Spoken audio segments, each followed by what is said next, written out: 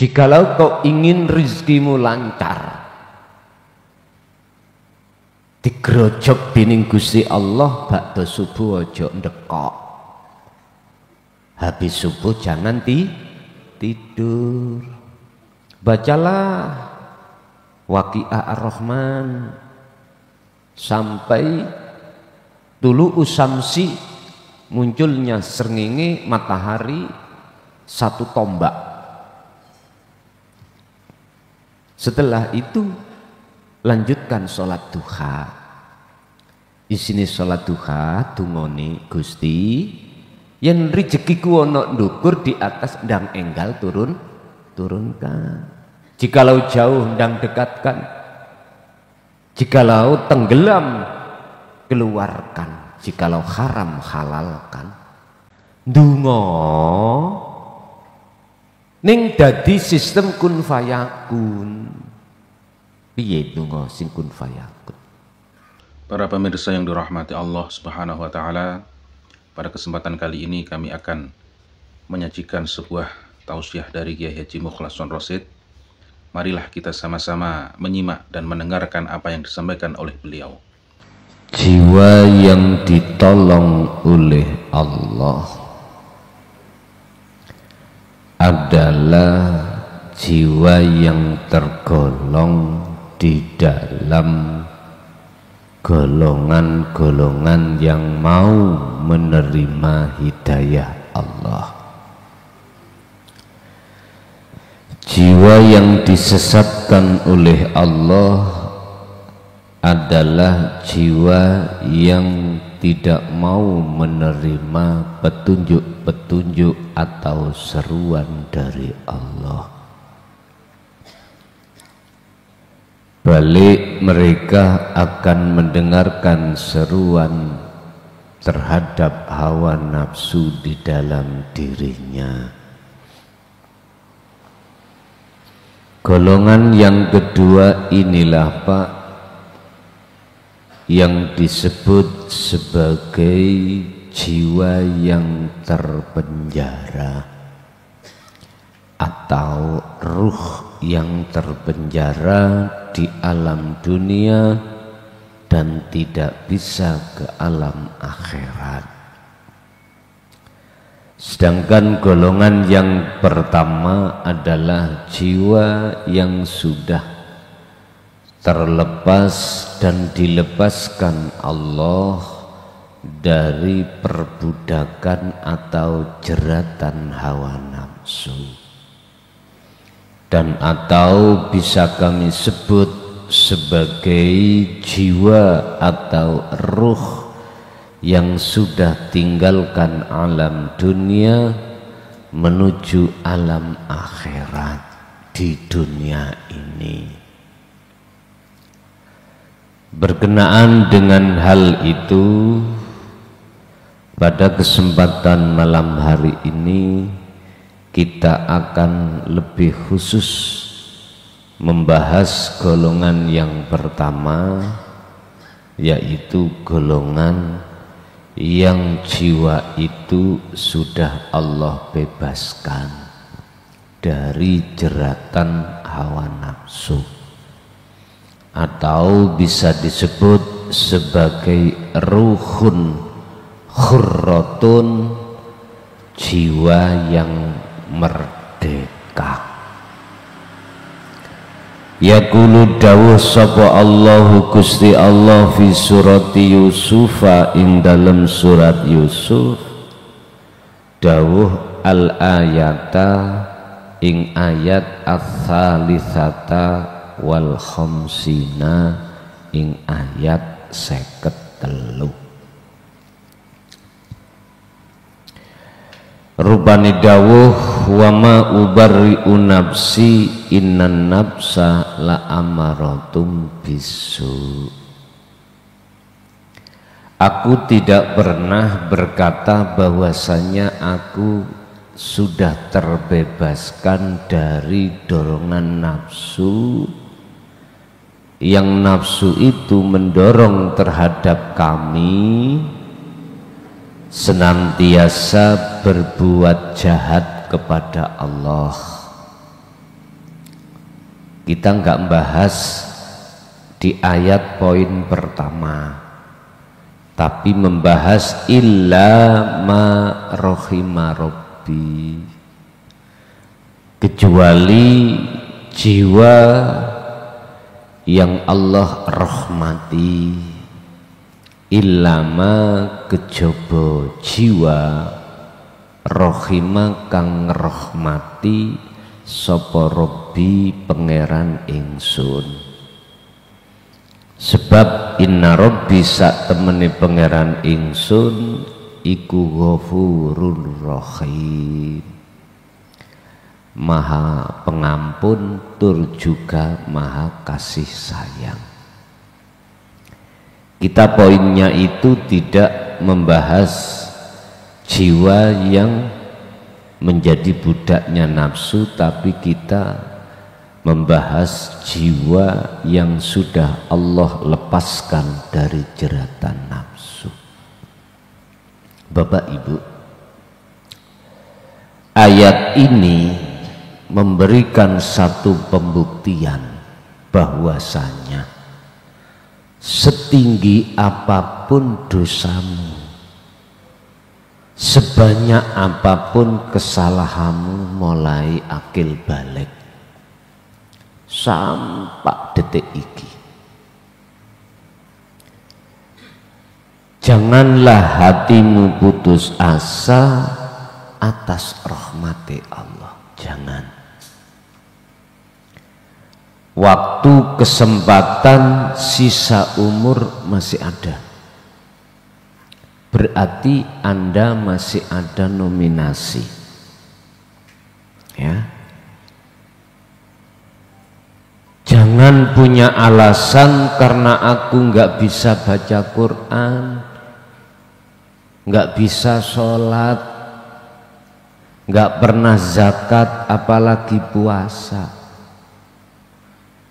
terus menjadikan hatimu itu tidak ada nominasi. Ndak. Allah mengampuni dosa syirik sebesar apapun terhadap hambanya, jikalau yang turun itu rahmatnya. Dosa sebesar itu tak ternilai, Pak Bu, nggak ternilai di mata Allah. Padahal dalam satu sisi Allah katakan dalam surat Luqman ayat 13, ya bunayya la tusyrik billah inna syirka la zulmun azim. Dosa syirik iki dosa mbah buyute kesalahan. Atau dalam ayat lain Allah katakan dosa apapun Allah akan ampuni kecuali dosa syirik, kecuali pada hamba yang Allah kehendaki. Nah ini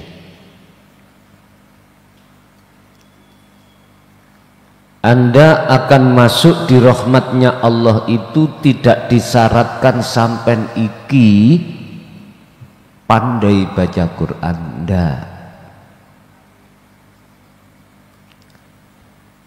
Anda untuk meraih rahmat illa ma rahima Rabbi itu tidak disyaratkan sama sekali bahwasanya syariat sampean kudu kandel. Ndak. Biarlah makalah ini bertentangan dengan yang lain. Yang sering katakan jangan pernah kau belajar ilmu hakikat jikalau syariatmu masih tipis. Biarlah wong bermakalah saenak udele dhewe. Silakan Anda berijtihad sehingga memunculkan satu makalah yang dijadikan rujukan oleh seluruh umat Islam. Silahkan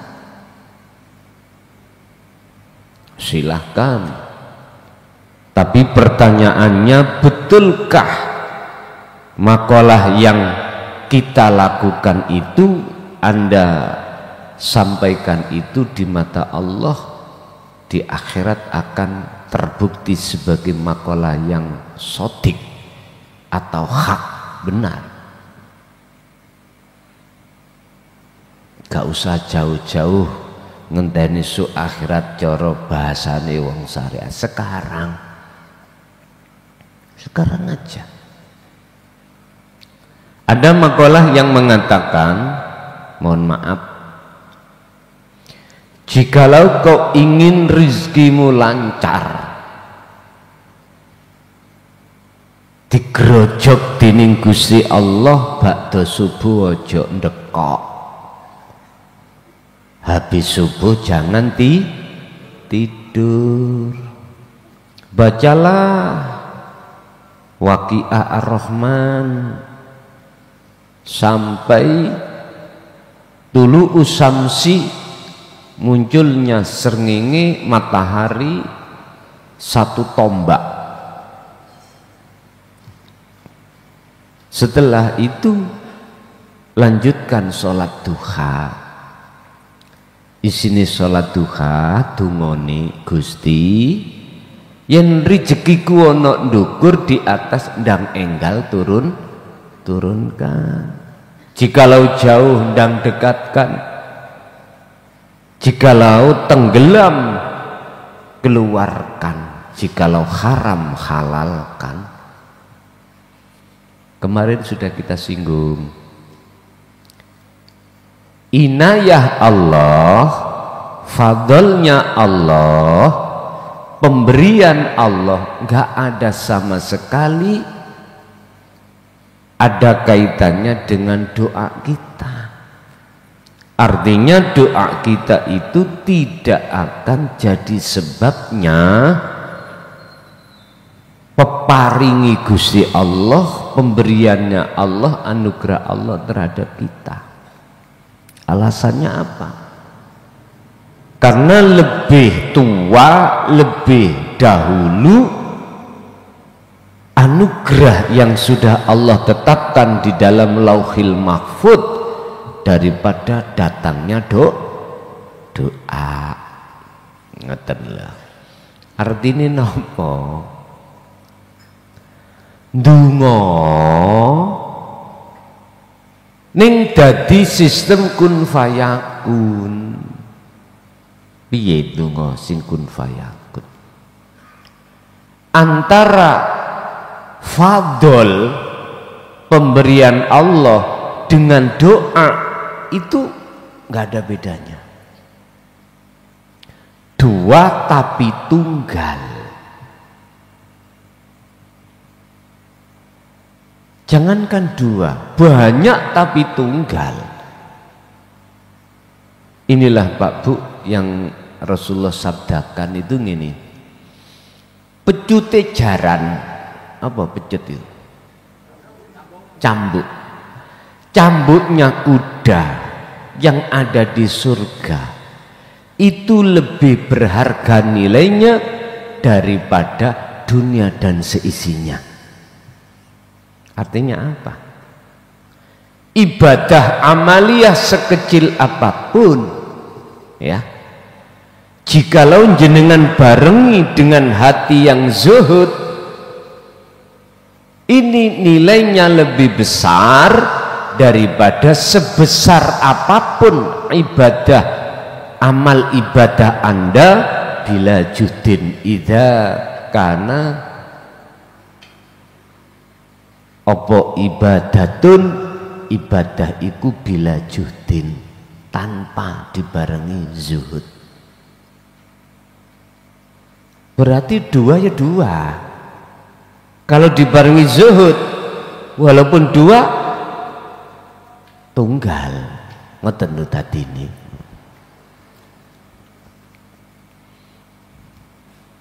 Mungkin gak oleh hidayah Allah ya, masih butak gak iso paham. Pada ambek ngene, bapak ambek anak iku podo apa enggak? Ada dua pun enggak?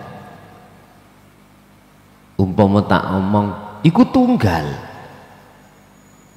pikiran ambek akalmu sampak, polomu bedah ora iso ketemu, kudu ambek rasa. Makanya ulama ahli tasawuf itu memberikan satu kaidah yang berubah syuhudul wahdah fil kasrah. Pandanglah banyak itu di dalam satu. Syuhudul wahdah, syuhudul kasrah fil wahdah. Pandanglah banyak di dalam satu dan pandanglah satu di dalam banyak.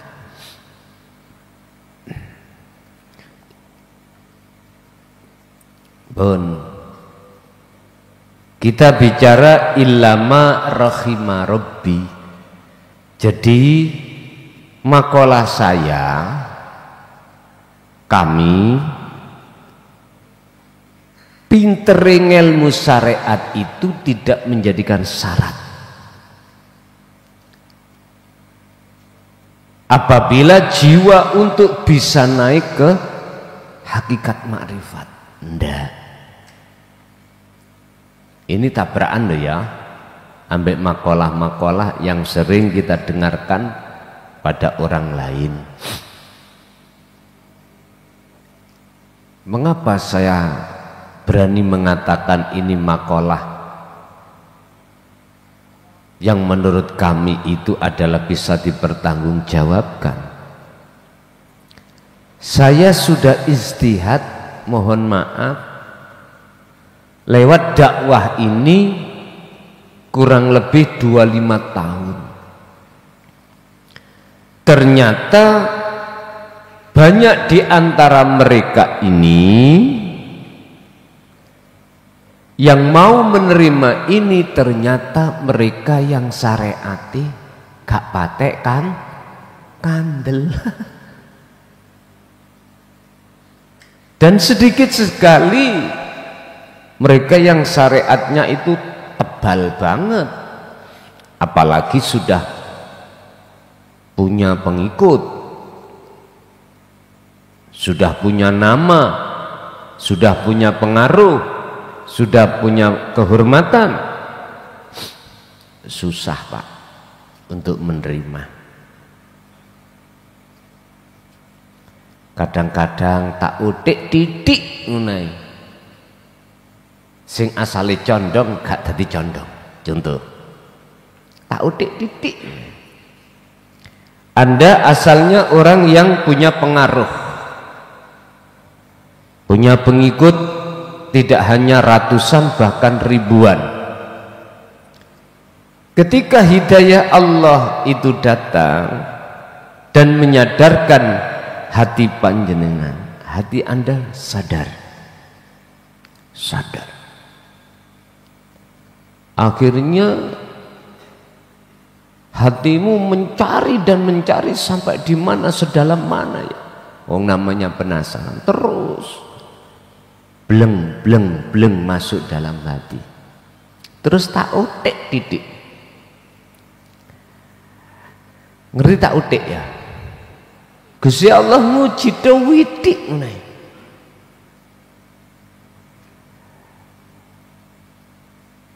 Tak utik titik, saya itu tidak sesuai, tidak punya akhlak di mata manusia.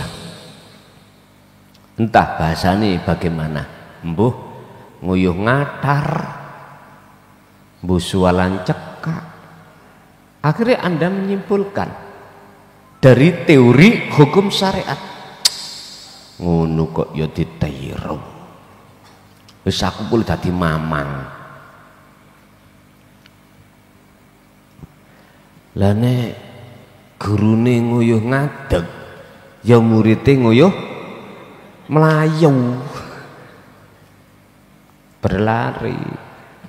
Gak cocok. Dari singkatane guru itu kudu digugulang bisa ditiru. Lah kok raine kelasan aku disumpah lho. Pas mancing itu ya. Yo ambek ngatar ndukur wit pisan.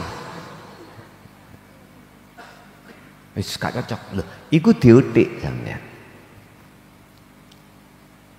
Diutik. Asalnya jenengan iki mau meyakini jalur dinu tauhid, akhirnya Anda meragukan ini orang rek. Wis gak cocok. Ngalih. Iya kalau ngalih itu untuk mencari kebenaran yang sejalur. Enggak, ngalih melorot imane. Ada yang seperti itu. Bapak Ibu hadirin rahimakumullah. Jadi terkadang kita itu enggak sadar sesuatu yang kita benci itu justru itu akan menjadi kekasih, dan sebaliknya sesuatu yang kita cintai suatu saat akan jadi musuh kita. Makanya Rasulullah kalau memberikan tuntunan dalam hadis, boleh kau mencintai apapun selain Allah, tapi sekedarnya aja. Jangan sampai mengalahkan cinta hatimu terhadap Allah. Mengapa demikian? Sebab di dalam pitutur ini mengandung pengertian bahwasanya apa yang kita cintai yang berbentuk selain Allah pasti kita tinggalkan, dan kita pasti ditinggalkan. Apapun Pak bentuknya. Dulu itu sekitar tahun 2000, kalau nggak salah 14 atau 15. Saya ini kan aslinya nggak ada hobi sama sekali untuk mancing, nggak ada. Terus ada salah satu, kok 2014 mboten sebelumnya mungkin 2007 2008 9 di situ. Ada salah satu jamaah itu hobinya mancing, terus bermuhaddatsah terhadap saya, jagongan. Saya bilang gini, ya fulan, kui kok senengane mancing ae. Padahal dia itu orang sibuk.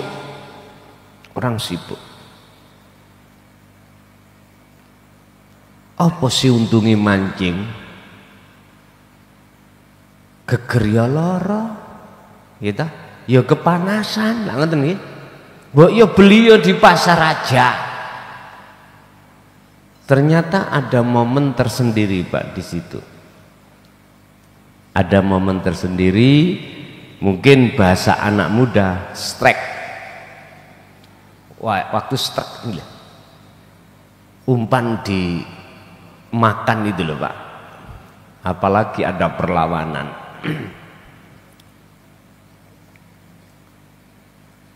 Akhirnya saya tak coba. Coba Pak. Pertama, kedua, nagih. Akhirnya kenalah seseorang yang orang itu paling kaya di desa itu, paling kaya. Dia punya tambak itu nggak pernah Pak diperik atau diambil, kalau tidak 1 atau 2 bahkan 3 tahun.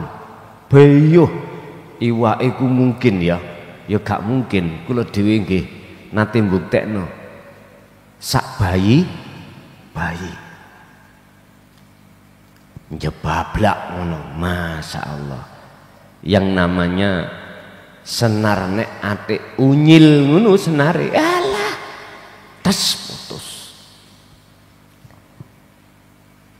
Saya sowan ke rumah beliaunya Fulan tadi,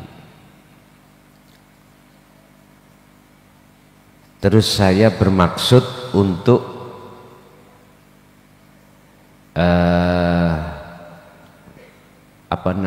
mancing loh. Berapa bayarnya, berapapun akan ku bayar. Tapi nggak boleh. Padahal saya mungkin orang 3 tok. Nggak boleh. Pak nyun sewu, anaknya itu pendidikannya tinggi-tinggi, ya sudah punya jabatan semuanya. Nggak boleh. Tapi pada akhirnya mati.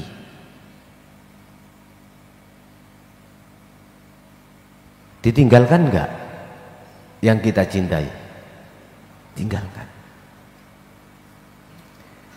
Bapak punya istri, ibu punya suami, punya anak. Saya enggak melarang jenengan mencintai, saling mencintai karena hukum syariah, tapi tolong belajarlah hatimu untuk bercinta terhadap Allah di dalam istri dan suami. Belajarlah. Atau terhadap anak, belajarlah. Caranya bagaimana? Harga mati Anda harus mempunyai wasilah. Kalau enggak memegang wasilah ini, enggak akan bisa Anda.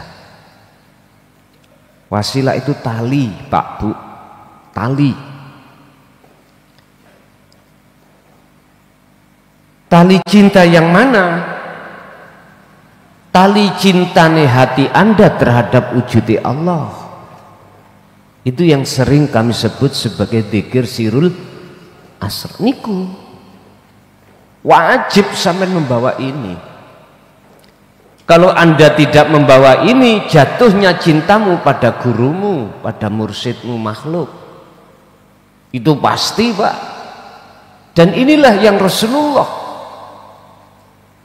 pesankan terhadap kita betul-betul. Bahkan Rasul-Rasul sebelumnya pun memesankan terhadap umatnya masing-masing, tidak hanya Kanjeng Nabi Muhammad. Peseniku bahasanya sederhana.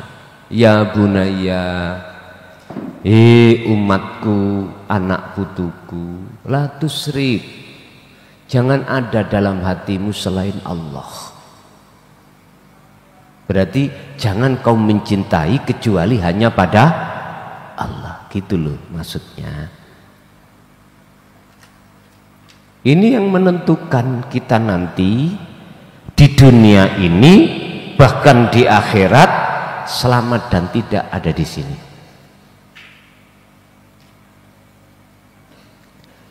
Kalau jenengan sudah tahu mencintai selain Allah pada akhirnya itu mengecewakan, meninggalkan dan kita tinggalkan, kalau sudah tahu, mengapa sudah tahu seperti ini kok ya sih kita tergores di dalamnya?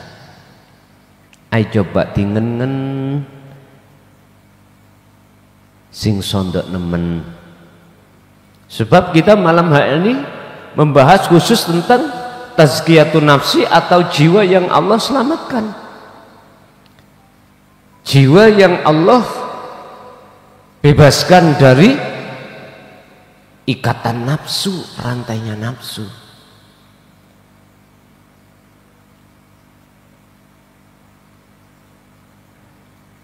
Sehingga ayat yang menyatakan illama, kecuali jiwa yang Allah rahmati.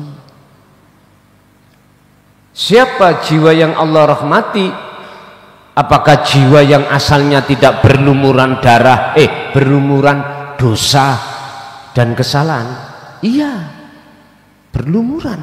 Cuman oleh sebab Allah ampuni, karena Allah innallaha ghafurur rahim. Ghafur diampuni, Allah mengampuni sebab jiwamu mau menerima hidayah Allah, lalu fayat tabiuna ahsan, dan Anda melaksanakannya, maka namanya rohim, ikut jatuh pada jiwa tersebut.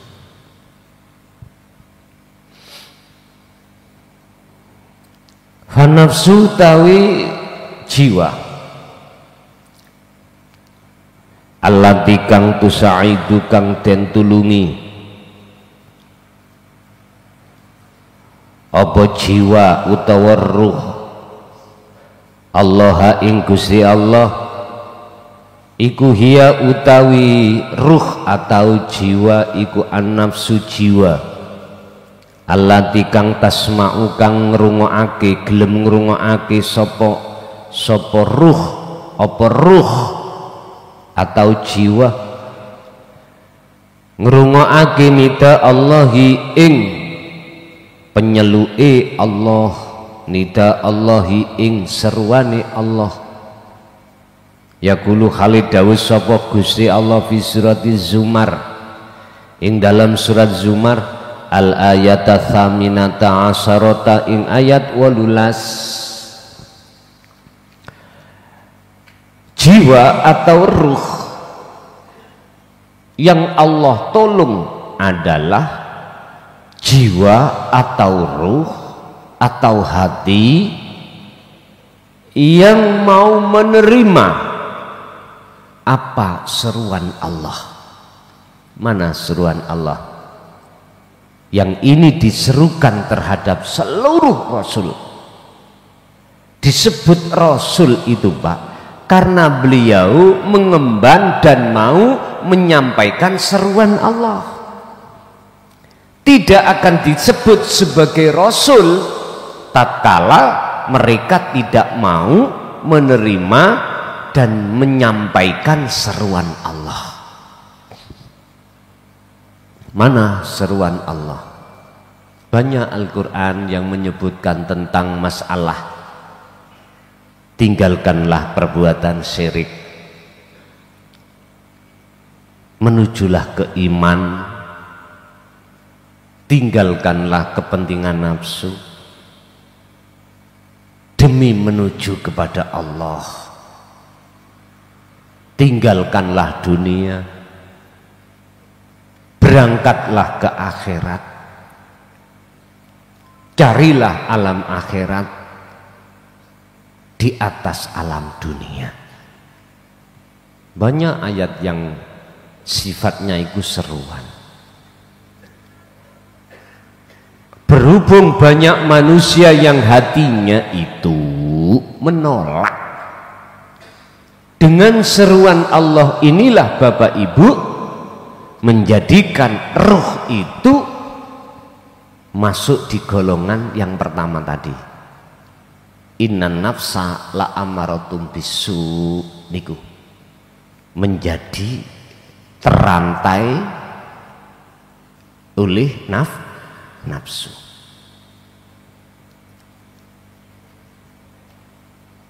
Tapi bagi mereka wa minhum man hadallah, mereka yang mau menerima petunjuk dari Allah dan mendengarkan seruan Allah, itulah mereka yang dimaksud dalam makalah ini, jiwa yang Allah tolong. Dalam surah Az-Zumar ayat 18, rupani alladzina yaiku wong akeh yastami'una kang padha ngrungokake sapa ladzina al-qaula ing wahyu, al-qaula ing seruan iki mau, ngoten lho, atau nida, seruan panggilan Allah. Tidak berhenti sampai di situ, fayattabi'una, mongko lanjut padha nglakoni ngikuti sapa ladina aksanahu ing isi di dalam seruan itu, berarti yang bagus. Ulaika utawi mengkono mereka iku alladzina hadza kang maringi hidayah sohum ing alladzina sapa Allah Gusti Allah, wa ulaika hum ulul albab, itulah kesempurnaan akal,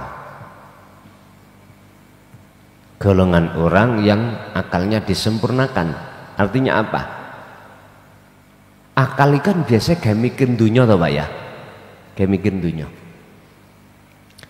Akal ini saya artikan angen-angen. Albab itu adalah dia, mereka itu tidak hanya pakai otak tapi juga pakai hati, angen-angen hati. Lah hati hanya dibuat angen-angen tentang Allah. Kalau akal dibuat angen-angen tentang masalah dunia. Ulul albab itu di situ. Jadi sempurna. Hablum minan nas dia bawa, hablum minallah apalagi. Ini namanya ulul albab. Yang dimaksud fayattabi'un ini adalah tidak sekedar dia itu beriman, tapi mengikuti petunjuk itu untuk dia laksanakan. Contoh, dasaran tauhid sudah digelar, masuk dalam hati. Perintah khalwat dzikir sudah dilaksanakan, beat sudah dilaksanakan, perintah khalwat dzikir selalu dia perhatikan. Nah inilah Pak yang ku maksud, Anda akan mencintai Allah itu tidak akan mengalahkan cinta jenengan terhadap selain Allah. Dan atau taruhlah cinta hatimu terhadap Allah di atas segala-galanya. Niku maksudnya. Makanya ada lagu, cintai aku karena Allah, sayangi aku karena Allah. Lawan tadi bahasa karena itu, yo apa yang ada dalam dirinya Allah itu sing jenengan cintai. Bukan seongkok fisik, bukan. Bukan makhluk yang dimaksud. Kalau kita makhluk ditipu Pak, pasti ditipu. Ibu jenengan dikhianati bapak, bapak rabi maneh, ya khianat Bu ya, iya. Mangkel hati sampean, cekot-cekot. Sing lara sapa? Hati sampean apa hati bapak? Halo, hati pean nggih? Nah, yen rokok itu. Loh, ibu, bapak, Rasulullah mengatakan cintai selain Allah, tapi jangan mengalahkan cintamu terhadap Allah. Itu di situ. Itu di situ. Sifatnya makhluk enggak kekal. Makanya kalau kita sudah ketemu sigari nyowo, rembukan. Sekecil apapun harus rembukan. Kadang-kadang ono Pak, wong wedok iku utangi nalecek gak kondo wong lanang. Wonten ngoten niku. Mbuh nok kono di Amerika kono maling kon. Hati-hati. Garwa sampean anggap patung ngono bae ya. Bapak yang rembukan, sekecil apapun rembukan. Namanya garwa, sigare nyawa. Mestinya gitu. Kecuali persoalan yang bersifatkan urgen, terus nggak bisa memungkinkan untuk musyawarah.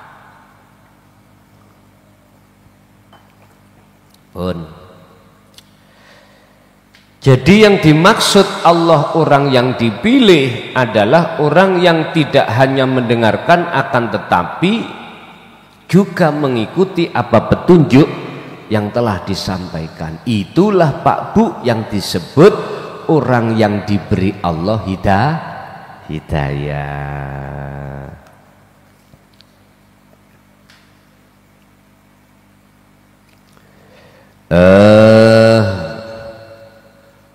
Min sarhil ayati, saking keterangan ayat al-a'lahu kang ana ing dhuwur mau.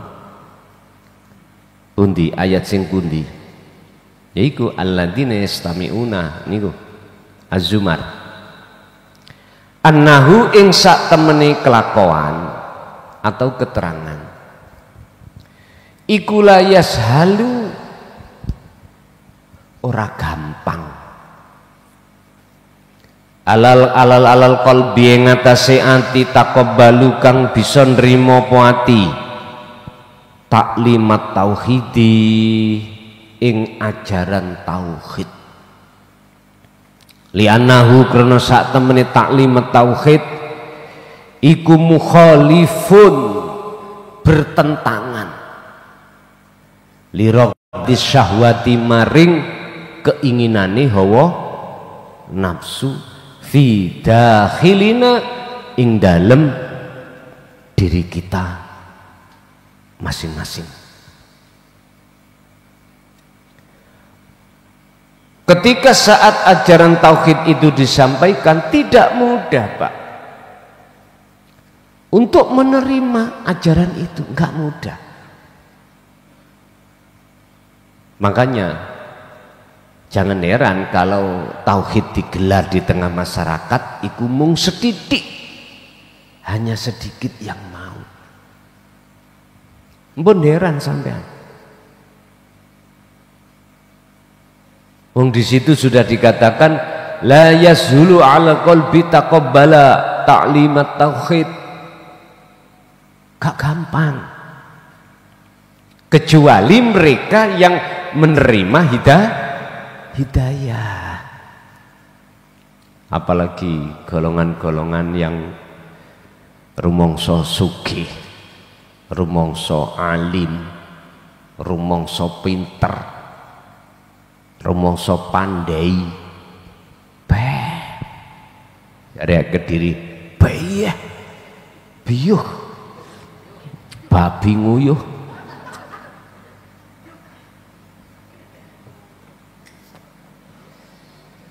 Allah, makanya longko Pak orang-orang yang purun bertauhid itu longko, sedikit banget.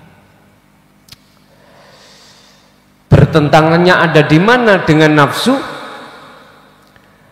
Wasyahwatu tawilan utawi nafsu iku turidu ngarepake apa nafsu antas ada ing yen to nyenengi sira kulubana ing ati ira bidunya kelawan kesenangan dunya. Satu sisi nafsu itu menghendaki atimu nyenengin dunya,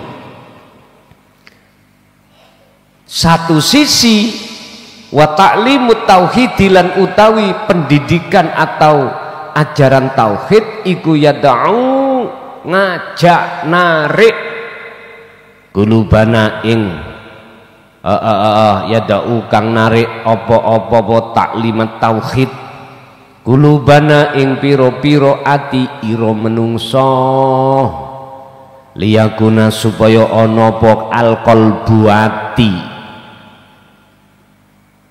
iku ala bayinatin ing atase ana kesadaran minallahi saking Allah.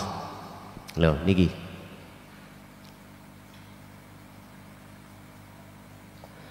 au yajibu utawa wajib alal qalbi ngatasi ati apa ayat ruka yen to tinggal ninggalake apa ati mata al hayati dunya ing kesenangan kehidupan dunia. Loh bertolak belakang. Satu sisi nafsu ndorong ngajak meksa nang ati panjenengan untuk berkasih mesra dengan Tamara Blensky. Kok ngalih sakniki yo aku tinggal rabi wisane. Sik tas sae nggih. Yang biasain nonton Instagram apal. Ya mesti Pak ono kono gede, gagah dhuwur, ganteng ya mesti ae.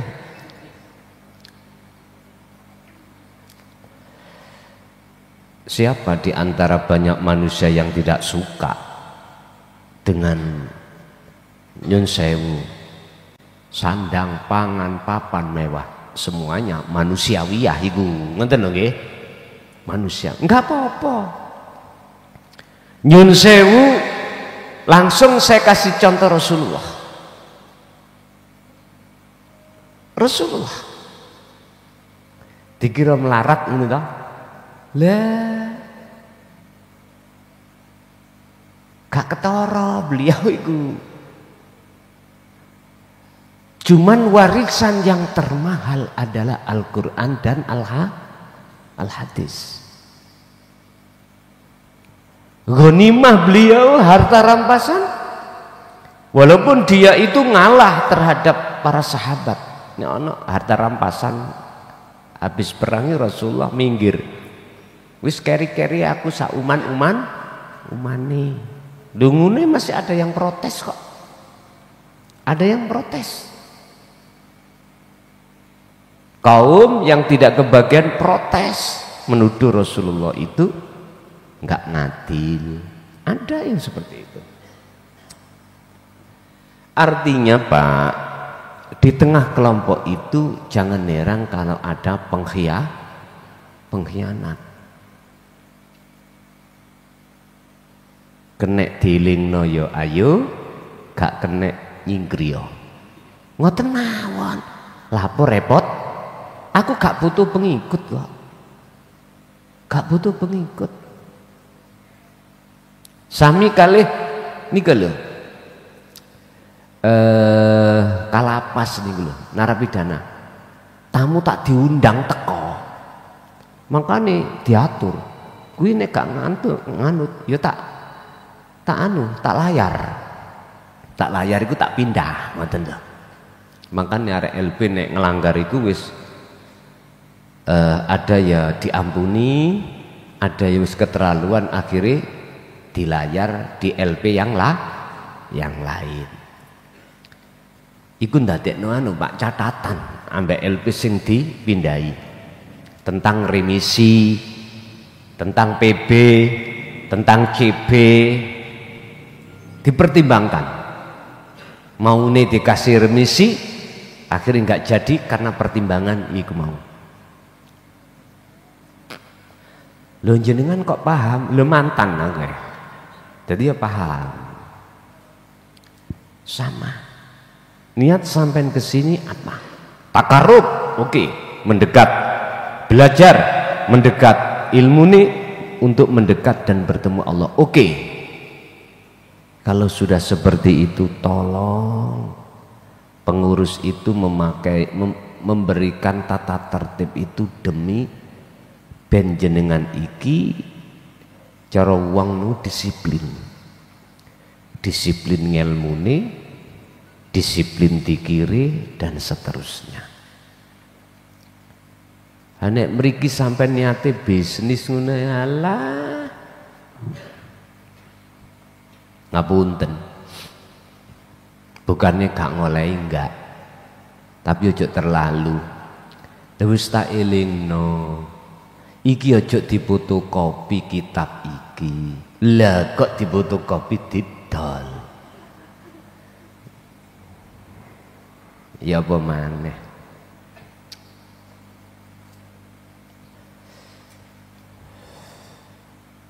Ana maneh lakon iku ana mawon. Kancane diperes, kancane dipajek. Ya wis. Kemarin nak singgung tau kan. Mesisan apa viral ngoten lho. Nek gak gelem introspeksi ya dengan tidak mengurangi rasa hormat udah keluar teko Ponpes Jaya Baru. Aku gak butuh, ra butuh. Gusti Allah gak butuh disembah.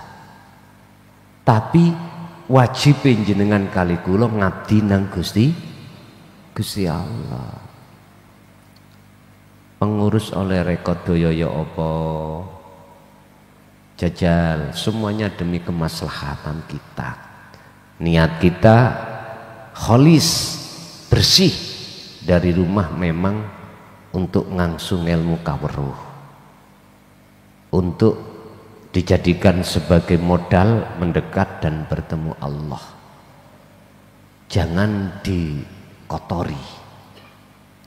Karena tidak semua orang di luar sana Pak Bu yang tidak Allah kasih kesempatan untuk belajar ini. Ribuan hitungannya kita itu yang DKI Allah diberikan Allah kesempatan itu prosentasenya itu wis gak nyocok.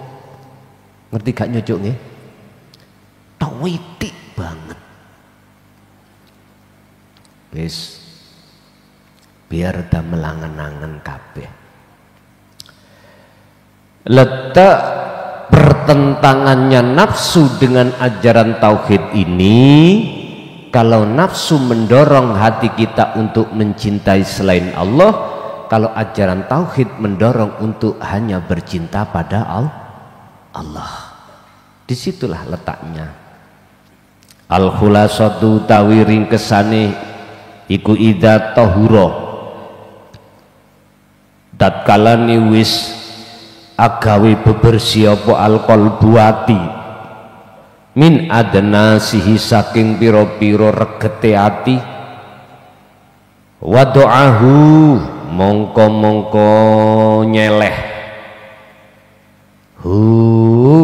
ing ati sapa Allahu Gusti Allah fi maqamil fana, mesti diseleh Allah ning maqam fana.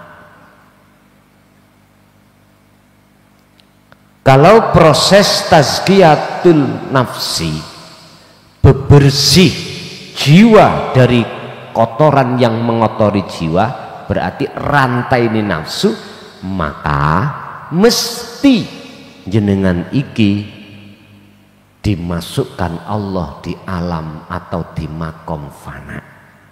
Laksana gini Pak. Saya mau ke Jakarta. Tadi saya itu dibelo oleh masyarakat. Ngerti dibelo ya? Dirantai ambek masyarakat. Ketika rantai itu masih merantai saya, mungkinkah saya akan bisa sampai ke Jakarta? Gak mungkin toh? Gak mungkin. Bisanya saya akan sampai ke Jakarta, wajib terlebih dahulu rantai yang mengikat saya itu harus dilepaskan. Apa rantainya nafsu dalam diri kita? Keakuan diri, egoisme, ini eksistensi kita. Ini loh Pak, rantai yang paling halus.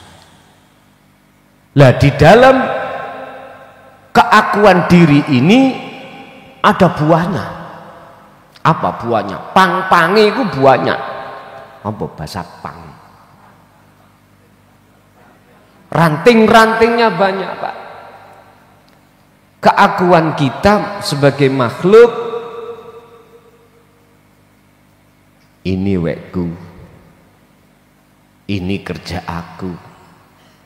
Semua cuma ngaku-ngaku itu. Pak, saya sadar Pak kalau bicara itu mudah. Saya sadar Pak jikalau memahami ini mudah. Tapi tolong jenengan jangan putus asa. Ketika melaksanakan pembuktian ilmu itu masih berat, jenengan jangan putus asa. Terus sampai lakukan, terus lakukan. Sebab orang yang laihe dalam menaiki kuda atau menaiki sepeda, jangan dikira dia itu tidak latihan terus menerus. Berlatih Pak. Yang dia itu tidak takut jatuh, berdarah. Mereka tidak memperhitungkan itu Pak. Bu, luwih-luwih jenengan yang Allah berikan kesempatan bermukim di pondok. Estu kapan mana jenengan gak tak tangisi saat ini. Sampeyan bandingkanlah ketika saat jenengan di rumah campur dengan anak tetangga, pengaruhnya luar biasa. Kalau dibanding jenengan ketika saat di dalam perut ikan nun, ya pondok niki perut ikan nun niku,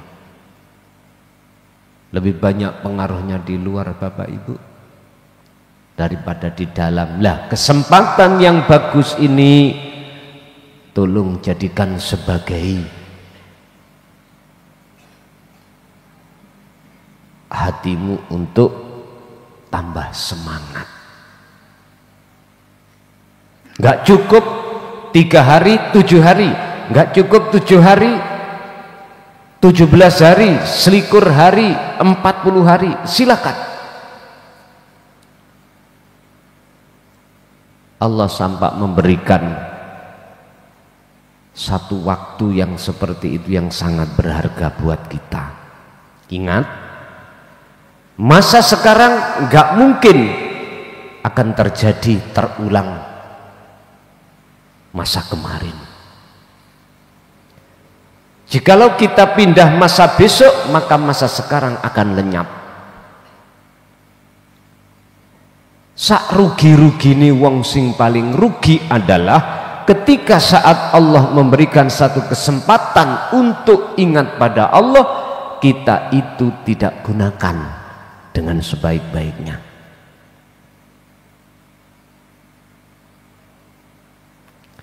Barometernya bagaimana saya nanti boleh pulang?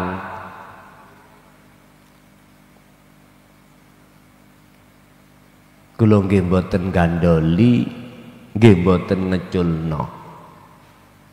Semuanya itu Allah berikan sesuai dengan apa yang terjadi. Wa may ya'mal mithqala dzarratin, di situ udah. Makanya tadi saya katakan, sungguh perhatikan hati jenengan dengan waktu demi waktu yang sudah Allah berikan dengan baik ini.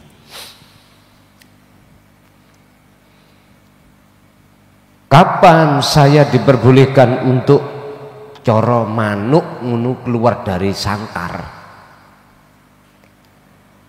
Ini tadi, idza tahurul qalbu min adnasihi wa du'ahu lahu fi maqamil fana. Tondo-tondo makom fana di dalam hati jenengan sudah, monggo. Tapi bukan berarti tatkala jenengan mengajukan permohonan karena situasi di rumah tidak memungkinkan terus pamitan pulang, monggo.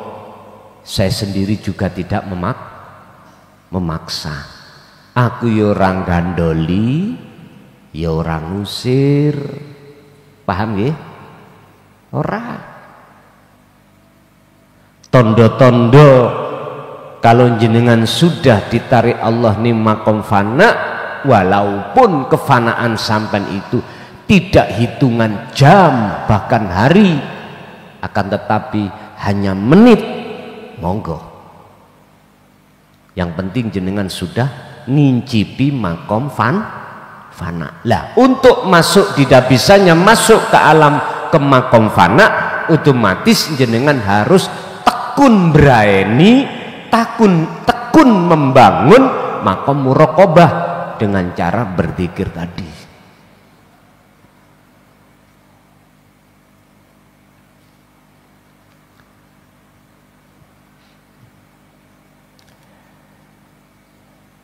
Miturut ringkasan dalam makalah ini, makom fana itu pasti Allah letakkan dalam hatimu seiring berjalannya waktu.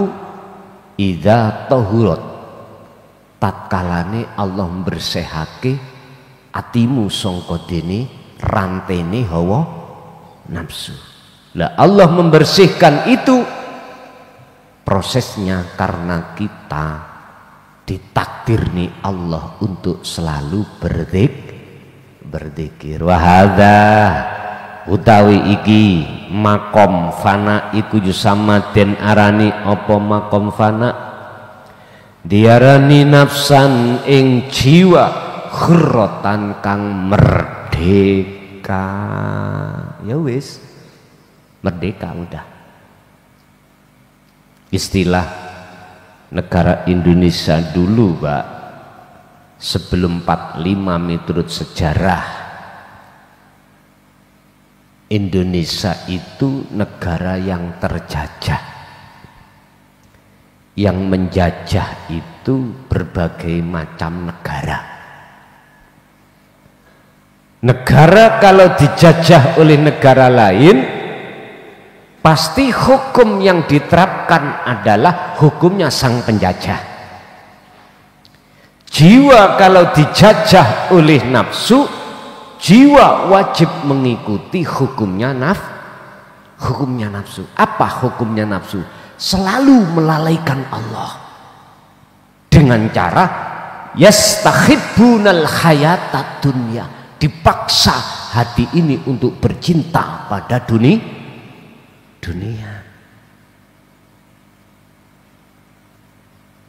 Ini rahasia yang berabad-abad yang tidak mau para pemimpin sampaikan, dan teori inilah yang berabad-abad banyak di antara imam-imam kita yang tidak mau menyampaikan. Akhirnya zaman silahkan maju, tapi peradaban hati masyarakat, mohon maaf, ulaika kal an'am balhum adol, laksana seperti makhluk berkaki 4, balhum adol, bahkan sifatnya lebih jelek daripada hewan berkaki 4. Makanya aku sering katakan, kekayaan Indonesia, minyak ada, nikel ada, tambang emas ada, batu bara ada, air bersih ada, semuanya lengkap. Tapi kok kiri? Ngerti kiri? Tanda kalau negara kaya itu Pak, pajak ini dibebaskan. Kaya dan orang pengangguran itu dibayar. Itu tanda kalau negara kaya. Sebesar apapun sumber daya alam di Indonesia, kalau yang mengelola itu hatinya mingkol bin rohibin, hati yang condong terhadap nafsu, jari ini Bang Haji, yang kaya makin kaya, yang miskin tambah melarat.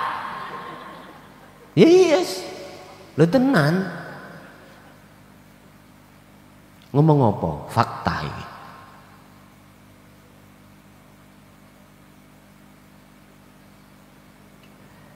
Makanya kalau kita bicara solusi, bagaimana Indonesia sekiranya baldatun thayyibatun wa rabbun ghafur. Satu jawabannya masuk di dalam makalah ini. Dengarkan para ulama tasawuf yang membimbing jiwa kita, dengarkan. Hayat tabi'una aksan, dan laksanakan apa petunjuk di dalam ilmu itu yang menjadi nurut tauhid berupa kefahaman. Laksanakan dengan sendirinya, Pak Bu, yang mengelola kekayaan alam di Indonesia nanti, mohon maaf, sudah tidak condong hatinya kepada nafsu, otomatis dengan sendirinya korupsi tidak akan pernah terjadi. Itu contoh kecil mawon lho ning desa, contoh kecil. Sebab teori di dalam Ta'limit Tauhid mengatakan, jangankan hak orang lain, hasil keringatmu sendiri secara syariat itu aja nggak boleh kau aku, apalagi milik apa sempat, Pak? Niki kalau betul-betul nur tauhid berupa kepahaman itu dijalankan loh ya. Beda kalau kita hanya berhenti yastami'unal qaul, berhenti di situ terus tidak mau meneruskan untuk pengamalannya, beda lagi. Geniku terus Rasulullah mengatakan, al ilmu bila amalin kasajarin bila thamarin. Ilmu jikalau tidak kau amalkan, laksana pohon tidak akan berbuah. Mangan godhong sampean katene. Ya nek embek mangan godhong. Yang kita cari itu buah. Bukan godhongnya, Pak. Bapak Ibu hadirin rahimallahu, sebagai kesimpulan, jiwa yang sudah merdeka adalah jiwa yang sudah Allah taruh di dalam alam fana atau makom fana. Makom fana adalah makom di mana hatimu sudah tidak ada selain kecuali Allah. Cuman aja kefanaan dalam hatimu itu bertingkat-tingkat. Ada hitungan menit, bahkan ada yang detik, ada yang jam, ada yang hari, begitulah seterusnya. Tapi yang jelas saya katakan, jiwa yang sudah merdeka adalah jiwa yang sudah tidak ada ketergantungan terhadap orang lain. Nggak ada ketergantungan.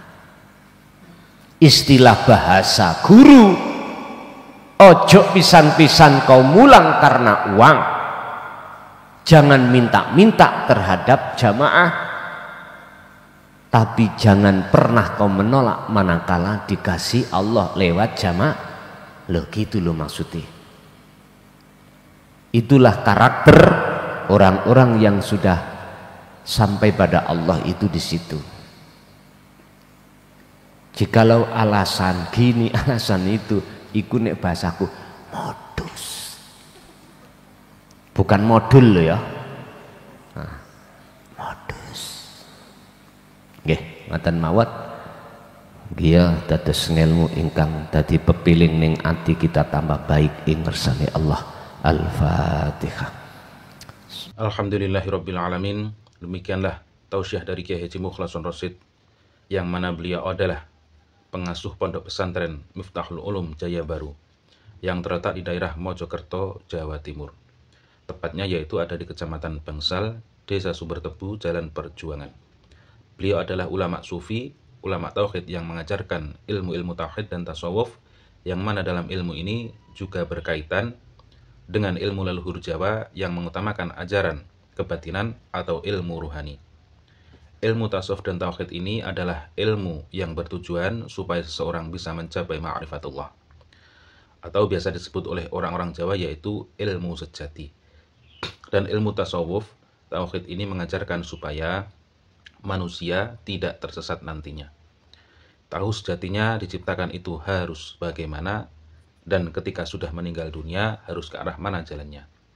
Semoga apa yang disampaikan oleh beliau Al-Mukarram Kiai Haji Mukhlason Rosyid benar-benar bisa memberi penerangan bagi kita yang buta akan pengetahuan dan gelapnya perjalanan menuju ke jalan Allah Subhanahu wa taala. Demikian, semoga bermanfaat. Wa'afu minkum. Wassalamualaikum warahmatullahi wabarakatuh.